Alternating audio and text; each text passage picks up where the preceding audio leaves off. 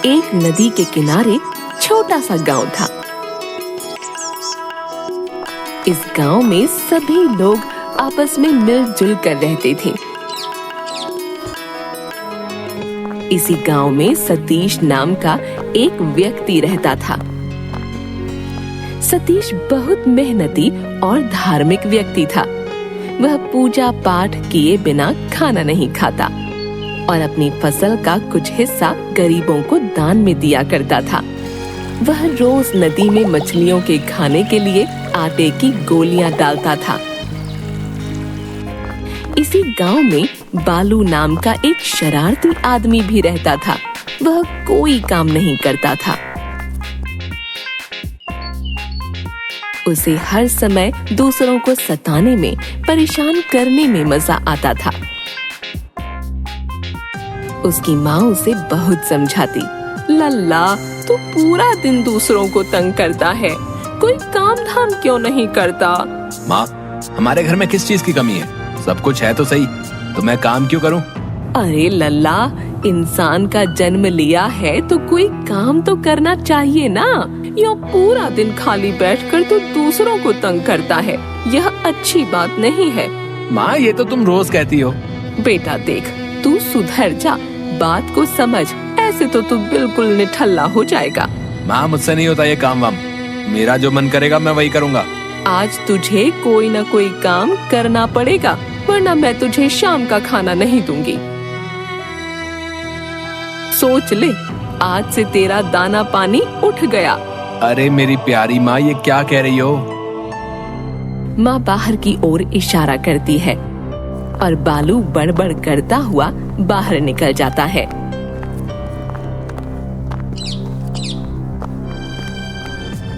बालू गांव में कई लोगों के पास काम मांगने जाता है, पर सभी को बालू की आदत पता थी, इसलिए कोई उसे काम नहीं देता। सेठ जी, कोई काम हो तो बताइए। अरे लल्ला, तू काहे काम मांगे है? तबीयत तो ठीक है?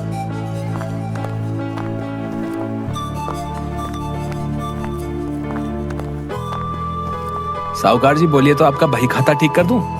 ना ना बेटा, रहने दो, ये काम तुम्हारा नहीं मुंशी जी का है। तुम्हारे तो अभी खेलने खाने के दिन है, काम वाम रहने दो। अच्छा हुआ जो चला गया, ये काम से ज्यादा परेशानी खड़ी कर देता, एकदम निठल्ला है। वहीं रास्ते में एक बड़ा सा गड्ढा था, पर बालू तो अपनी मस्ती में आसमान की ओर देखते हुए जा रहा था।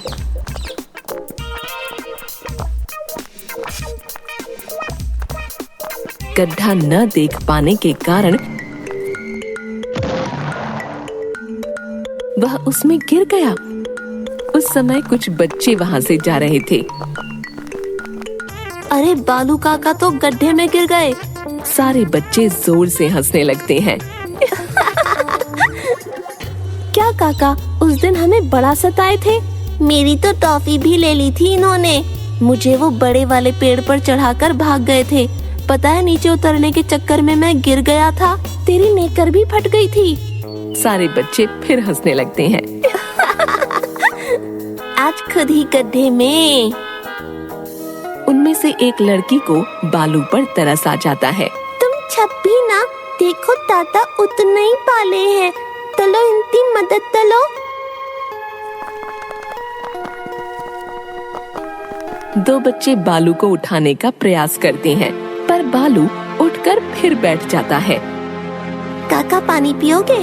लो ताता, पानी पी लो। बालू उसे हाथ के संकेत से मना कर देता है। दो बच्चे बालू का पैर दबाते हैं तो उसे अच्छा लगता है और कुछ देर में वह ठीक होकर खड़ा हो जाता है। बालू को खड़ा हुआ देखकर ताता का पैर ठीक हो गया, ताता का पैर ठीक हो गया। चुप तोतली, चल भाग यहाँ से। काका क्यों डांटते हो इसे? अबे तू इसका वकील मत बन, चलो भागो यहाँ से। बच्चे भागते हुए गाते जाते हैं, एक था गड्ढा गिर गया बालू काका। शाम को थक हार कर बालू नदी के पानी से हाथ मुंह धोकर वहीं किनारे पर बैठकर यह सोचने लगता है कि घर जाकर माँ को क्या कहेगा। तभी वह देखता है कि सतीश मछलियों के लिए आटे की गोलियां लाया है। सतीश के चेहरे पर इतना सुकून और शांति देखकर उसे जलन होती है और वह नदी में खड़े बत्तखों पर छोटे छोटे कंकड़ फेंकने लगता है। बालू, पत्थर मत मारो, उन्हें चोट लग जाएगी। बालू सतीश की बात नहीं सुनता और पत्थर मारता रहता है। सतीश बालू के पास जाकर उसके आसपास बड़े पत्थरों को उठाने लगता है। अबे ये क्या कर रहा है? तुम तो मानोगे नहीं, तो मैं ये सारे पत्थर ही उठा कर ले जा रहा हूँ। तू तो पागल ही है।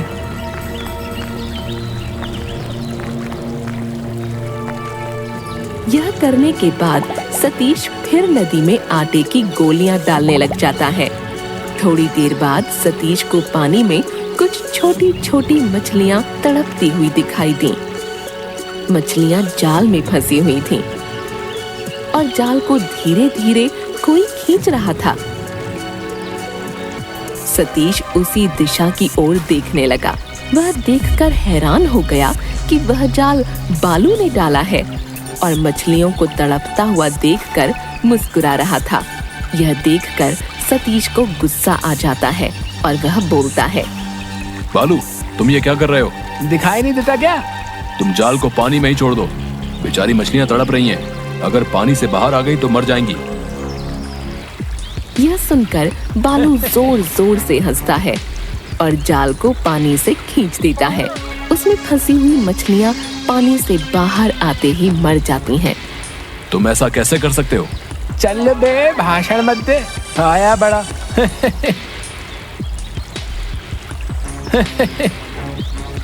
बालू की इस हरकत पर सतीश को गुस्सा आ जाता है।